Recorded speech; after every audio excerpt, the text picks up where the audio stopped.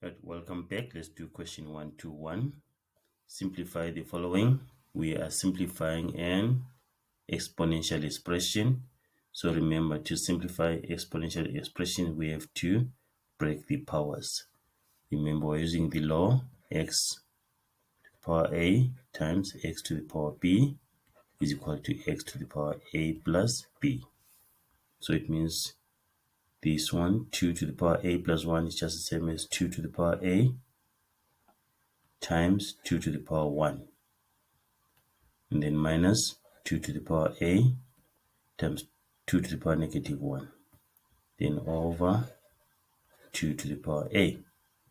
Right, if you check the numerator, we have the highest common factor, which is 2 to the power a. Then 2 to the power a times 2 to the power 1 divided by 2 to the power a. We remain with 2 to the power 1. Then minus 2 to the power a times 2 to the power negative 1 divided by 2 to the power a is 2 to the power negative 1. Then all this over 2 to the power a. Then 2 to the power a divided by 2 to the power a is 1. So we remain with 2 minus 2 to the power negative 1, which is 2 minus 1 over 2. Remember, x to the power negative n is just same as 1 over x to the power n. 3 over 2.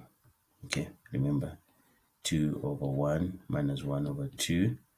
We multiply this one by 2, this one by 2, so that is 4 over 2 minus 1 over 2, which is equal to 4 minus 1 is 3 over 2. See that? So that's the answer there.